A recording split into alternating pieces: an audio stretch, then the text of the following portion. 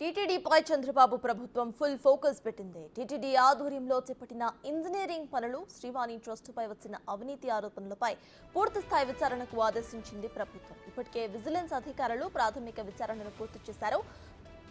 వసతి గృహాలు మరమ్మతుల పేరుతో నిధులు దుబారా చేసినట్టుగా గుర్తించారు.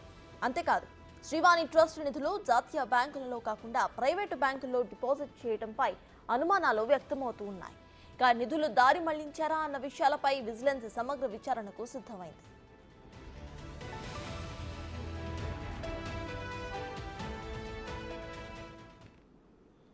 ఇదే విషయంపై పూర్తి డీటెయిల్స్ మా ప్రతినిధి దామోదర్ అందిస్తారు. దామోదర్, చెప్పండి. ఇటు టీటీడీపై అయితే ఏపీ ప్రభుత్వం ఫుల్ ఫోకస్ పెట్టినట్టు తెలుస్తోంది. ఇక గత ప్రభుత్వంలో నిధులు దారి మళ్లాయి అన్నట్టు కూడా వాళ్ళు చెప్పడం జరుగుతోంది. ప్రజెంట్ దాని మీద అప్డేట్స్ ఏంటి? సర్తాజ్, గత 5 సంవత్సరాల పరిపాలనా కాలంలో టీటీడీలో జరిగిన అవకతవకలపైన ఇప్పటికే స్టేట్ విజిలెన్స్ విభాగం ఒక ప్రాథమిక నివేదికను తయారు చేసి రాష్ట్ర ప్రభుత్వానికి ఇచ్చింది. దాని తర్వాత పూర్తి స్థాయిలో విచారణ ఈ రోజు నుంచి ప్రారంభమయ్యే అవకాశం ఉందని తెలుస్తుంది. ముఖ్యంగా ఏదైతే ఇంజనీరింగ్ పనులకు సంబంధించి నిధులు ఏ విధంగా దుర్వినియోగమైనాయి, అదేవిధంగా శ్రీవాణి ట్రస్ట్ ద్వారా వచ్చిన వందల కోట్ల వేల కోట్ల రూపాయల నిధులు ఎక్కడికి దారి మళ్లించారు, వాటిని సద్వినియోగం చేశారా, వాటికి లెక్కలు ఖచ్చితంగా ఉన్నాయా లేదా అన్న అంశం మీదనే ఇప్పుడు పూర్తి స్థాయిలో దర్యాప్తు కొనసాగుతుంది. ముఖ్యంగా ఇంజనీరింగ్ పనులకు సంబంధించి అవసరం లేని చోట నిధులను ఏ విధంగా ఖర్చు పెట్టారు, ముఖ్యంగా వసతి గృహాల మరమ్మతుల పేరుతో ఏ విధంగా దుర్వినియోగం చేశారు. దీంతో పాటు ప్రతి సంవత్సరం గతంలో ఏదైతే 2014 నుంచి 2019 వరకు కూడా, అదేవిధంగా 2019 నుంచి 2021 వరకు కూడా చాలా తక్కువ మొత్తం, ప్రతి ఏడాది 200 కోట్ల వరకు, 150 నుంచి 200 కోట్ల వరకు ఇంజనీరింగ్ పనులకు కేటాయించారు. కానీ కేవలం గత ఒక సంవత్సర కాలంలో ఏకంగా 2000 కోట్ల రూపాయల నిధులను ఇంజనీరింగ్ పనులకు కేటాయించడం పెద్ద ఎత్తున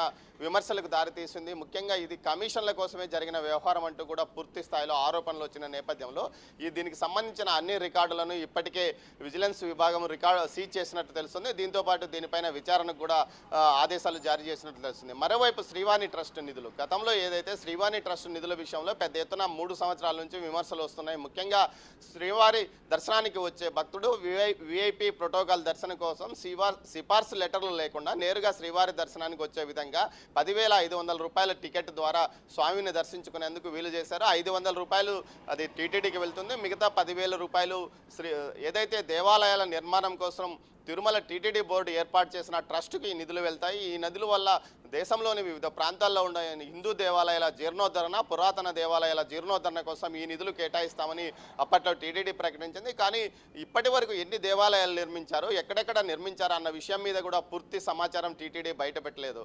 అదేవిధంగా తాము కొన్ని దేవాలయాలు నిర్మించామంటారు. సమరస ట్రస్ట్ ద్వారా కొన్ని దేవాలయాల నిర్మాణానికి పెద్ద ఎత్తున నిధులు ఇచ్చామని అప్పట్లో టీటీడీ అదనపు ఈవోగా ఉన్న ధర్మారెడ్డి మీడియాకు తెలియజేశారు. అంతేకాకుండా ఒక కమిటీని కూడా మీడియా మేధావులతో ఏర్పాటు చేసి ఒక కమిటీని ద్వారా ఒక నివేదిక ఇప్పించి అంతా ఖచ్చితంగా జరుగుతుందని కూడా నివేదికలో చెప్పారు. అయితే మొత్తం మీద దీనికి సంబంధించి పూర్తి వివరాలు ఎక్కడా బయటపెట్టలేదు. ఇక్కడ ఏ దేవాలయం నిర్మించారు, ఎంత వ్యయం చేశారు, ఏ దేవాలయాన్ని ఏ కాంట్రాక్టర్ నిర్మించాడు, ఎంత ఖర్చు పెట్టారు, లేకపోతే ట్రస్ట్ ద్వారా నిర్మించారా, అది ఏ ప్రాంతంలో ఉన్నది అన్న వివరాలు కూడా తెలియజెప్పని పరిస్థితి శ్రీవాణి ట్రస్ట్ విషయంలో జరిగింది. దీనిపైన అప్పట్లో పెద్ద విమర్శలు వచ్చాయి.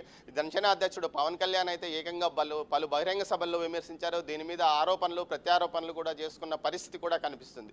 ఇలాంటి నేపథ్యంలో శ్రీవాణి ట్రస్ట్ విషయంలో అనేక అవకతవకలు జరిగాయని అటు ప్రతిపక్షంలో ఉన్న అప్పుడు టీడీపీ కానీ, జనసేన, బీజేపీ కూడా పూర్తి స్థాయిలో విమర్శను గుప్పించిన నేపథ్యంలో ప్రస్తుతం దాని మీదనే నివేదిక కూడా ఒక ప్రాథమిక నివేదిక స్టేట్ విజిలెన్స్ ఇచ్చినట్టు తెలుస్తుంది. దీనిపైన కూడా పూర్తి స్థాయిలో విచారణకు ఆదేశించినట్టు తెలుస్తుంది. మొత్తం మీద ఈ 2 విషయాల మీదే కాకుండా టీటీడీలో అన్ని విభాగాలు, ముఖ్యంగా ఐటీ విభాగానికి సంబంధించి తాత్కాలిక ఉద్యోగిగా వచ్చిన సందీప్ అనే వ్యక్తికి పూర్తి స్థాయి బాధ్యతలు అప్పగించారు. అదేవిధంగా విధుల్లో చాలా వరకు వెనకబడిన వ్యక్తులకు ప్రమోషన్ ఇచ్చి ముందుకు నడిపించడం, ముందుకిచ్చి ప్రమోషన్ ఇవ్వడం, ఈ విధంగా సలహాదారులుగా పెద్ద ఎత్తున చాలా మందిని నియమించుకోవడం, వారికి జీతాలు పెద్ద మొత్తంలో ఇవ్వడం, ఇలాంటి వాటిపైన కూడా స్టేట్ విజిలెన్స్ నివేదిక సిద్ధం చేసినట్లు తెలుస్తుంది. దీనిపైన పూర్తి స్థాయి విచారణ కూడా జరగాలని డిమాండ్ చేస్తున్న పరిస్థితిలో ఈరోజు జనసేన ఈ విషయం మీద అయితే విజిలెన్స్ అధికారులకు మరోసారి ఫిర్యాదు చేయనున్నట్టు తెలుస్తుంది. మొత్తం మీద అయితే తీగ లాగింది, డొంక కదిలింది, తీగ లాగిన లాగా వ్యవహారం లాగా మొత్తం నడుస్తుంది. మొత్తం టీటీడీలో గత 5 సంవత్సరాల పైన జరిగిన అవకతవకల పైన, టికెట్ల ఏదైతే సిఫార్సు లేఖల పైన ఇచ్చిన టికెట్ల మీద కూడా విచారణ జరపబోతుందని తెలుస్తుంది. సర్తాజ్, మొత్తం మీద అయితే ఈ 10 రోజుల పాటు ఈ విచారణ జరిగే అవకాశం ఉందని తెలుస్తుంది. ఇందుకోసం కొన్ని టీమ్స్ అమరావతి నుంచి ఇక్కడికి రానున్నాయి. ఇది ఇక్కడి తాజా పరిస్థితి. Right, thank you Damodar.